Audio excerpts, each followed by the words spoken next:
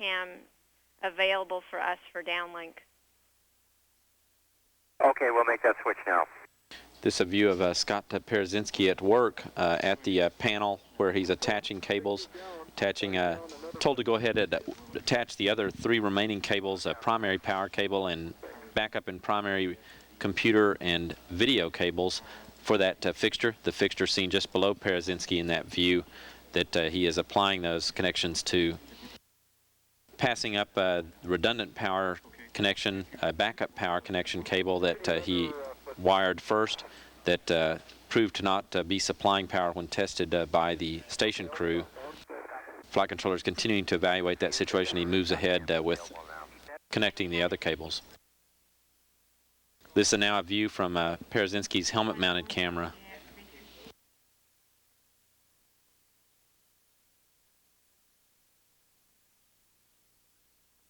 As he makes the connections here at this panel, this underneath one of the exterior covers of Destiny, that exterior cover removed early in the spacewalk.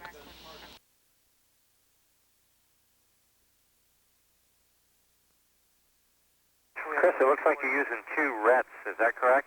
Used an adjustable and a RET. Adjustable and a RET, you're using no wire ties, is that correct? Well, not for the early comments then anyway. I gotta get rid of these cables now. Okay, I'm just counting tools, thanks.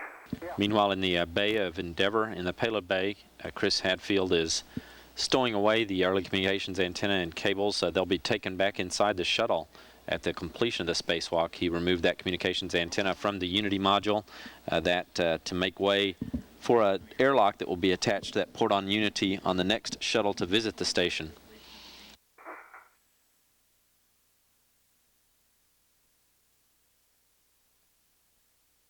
For the early comm antenna?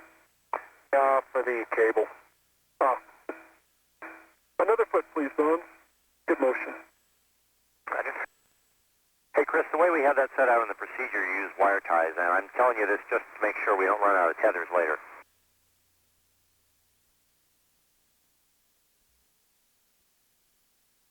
That's excellent right there, Bones. Thanks. I think I'm going to be okay, John, because we brought that one extra. Okay? Thanks.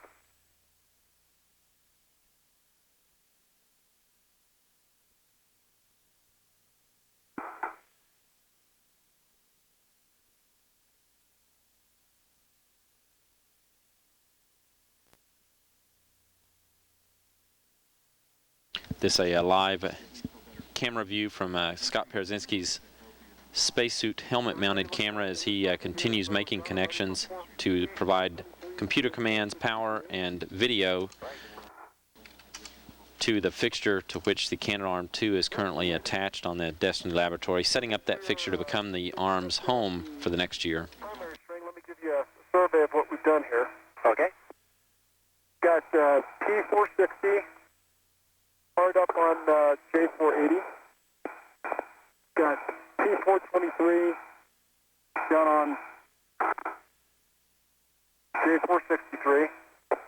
Jump it around here a little bit. And we've got P463, J483. And then P420 to J460, right? Yeah, and here we go over here. P420 down to J460. All 4 have been mated. I'll give you a big synoptic view on the Scott cam. And yeah, that's a real good view. And Houston Endeavour, Scott has completed the primary power config, and I think you can give the ISS crew a go to power up the primaries. Good copy, John.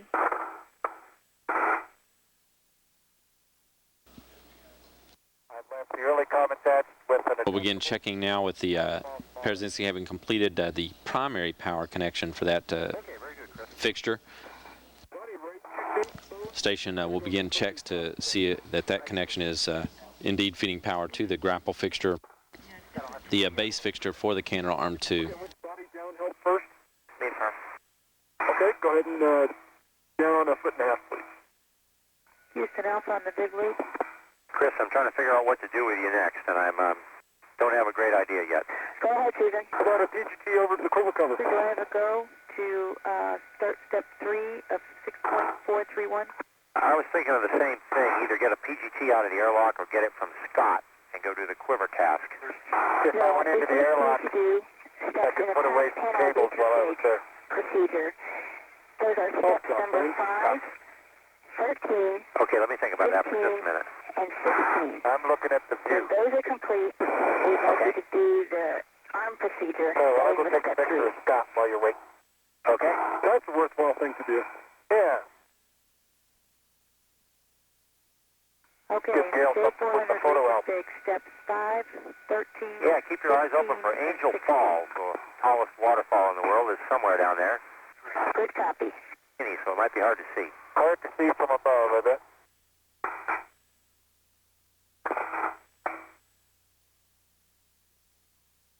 Careful thing with parachutes. Ellen? Before Chris goes to get the PGT and do the quiver cover, we would like him to retrieve the T-handle tools from the node tool stanchion.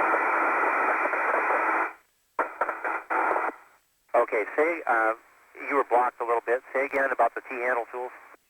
We would like him to retrieve the T-handle tools from the node tool stanchion. I think there's a long and a short there, John. And I can go do that. stand by for a Okay, few that more sounds words. like a winner. I put on the Velcro strap on the lower portion, and I'll get the upper portion next. And I was thinking to start dressing some of the cable below, but maybe we should just wait if we're going to head down the path of the contingency cable. Yeah, so far we haven't started talking about the contingency cable, but I agree. Let's not do the TA clamp steps yet. Okay.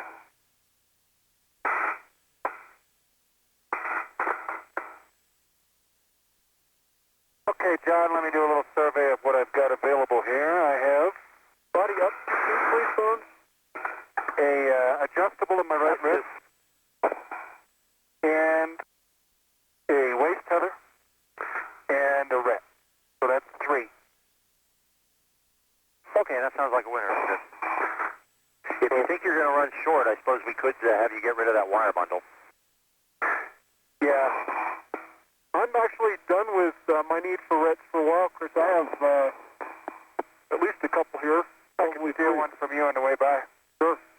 That sounds like a plan. Just let me know. Will do. You got. All Scott, Bones. Just stop.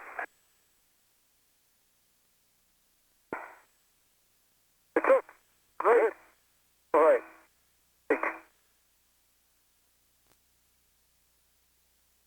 No Okay, intermittent. so here comes Yeah. the command to keep alive on the prime power string. Huh. That one down. That took again. All right. I dropped my visor. Get on Keep alive on the John power here. string.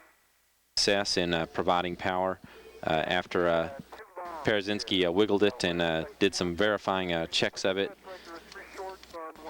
The station crew is now checking it again to see if indeed power may be supplied now through that string. Too long T-handle Good tools copy. here. Okay, No too long. joy. Failed Yeah. KA on the redundant You string. want me to get them, right? You bet. And we see that also.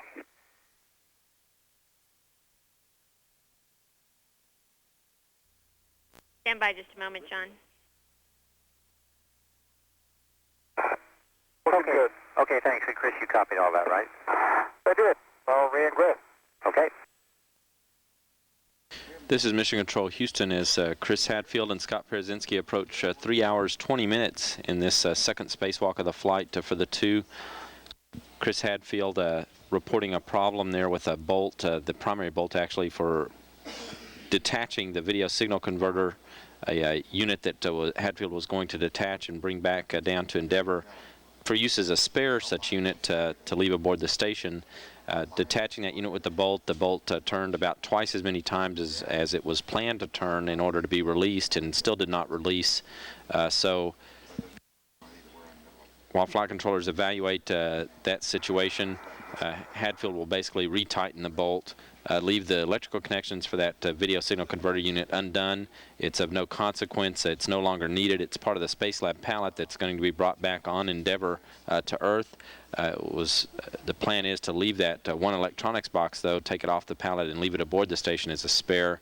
That still may be done later, but for now he'll just retighten the bolt in the event that work doesn't resume with it, so that it would be in a safe configuration to bring back on the pallet if required. And ready for further tasks as flight controllers here continue to evaluate the failure of backup power to be supplied to the arm fixture on the Destiny laboratory to which the Canadarm2 is attached.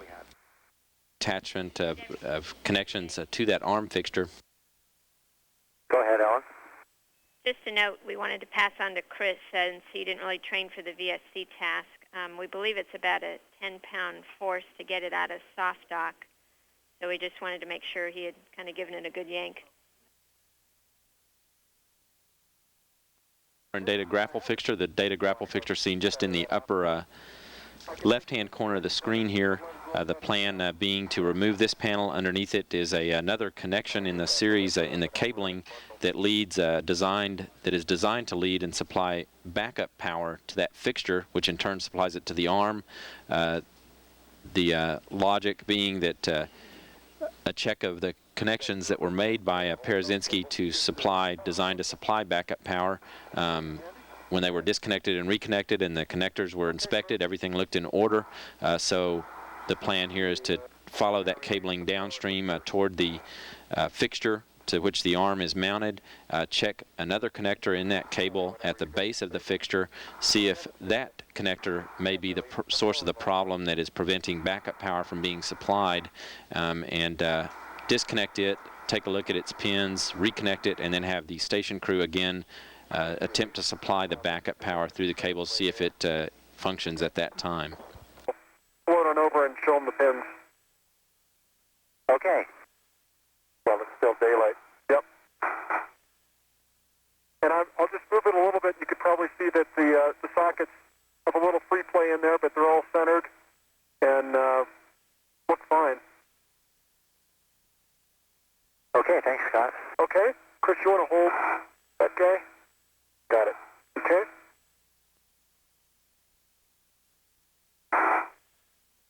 You got to turn him on, Scott. I better. It's sort of at the limits of the resolution of the camera, but everything we can see looks pretty good. Well, with the human eye, it looks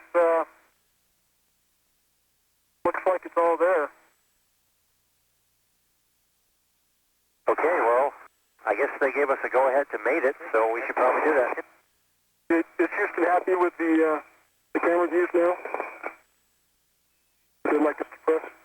That's affirmative, and you can go ahead and remate the connector. And just to let you know, first you'll rotate that microfixture about 60 degrees clockwise, and then when you use the PGT, you'll go until you reach the torque limit on the A3 setting, and that's about 10 foot-pounds. I see it pulling in. 16, 17, 18, 19, 20, 21 and 3/4. 20 and 3/4, sorry. Okay, 20 and 3/4. Yes, sir.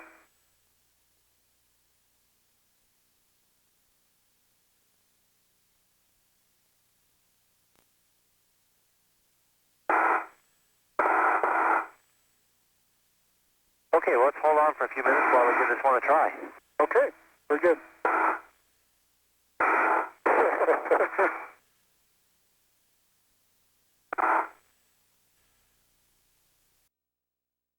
To perform the troubleshooting for backup power supply to that arm fixture. Now everything is in order with the fixture. It's being supplied primary backup power, backup power, primary command and video signals, and backup command and video signals, everything that was originally intended, all of that in good shape. The crew's winding up that work by putting on a last panel to cover the area that they've had open working. Then they'll head over to begin the next as planned task, which is to disconnect cabling, which they had connected on their first spacewalk, that attached the similar functions to the Spacelab pallet of power and command and video. They'll disconnect those in anticipation of the arm switching ends, turning the end that had been its base yesterday, that being the end attached to the pallet, into its free end today. And astronaut Susan Helms then, as soon as those cables are disconnected from the pallet to the lab, will begin powering up the arm in its full mode, doing that end switch and lifting the pallet free of the lab, moving it high above the station into a position where it's parked and clear overnight. Once it's lifted up and parked, it's clear out of the way to allow the crew to do the last task that was planned for their spacewalk, which is to attach a direct current switching unit, a spare electronics unit that was brought up aboard Endeavour in the payload bay, to an external stowage platform, basically just a stowage area on the Destiny lab where that spare unit will be mounted in place in case it's needed as a critical spare replacement unit for part of the station's electrical system in the event there's a maintenance activity or repair activity that's required by the station crew in the future and they require that part.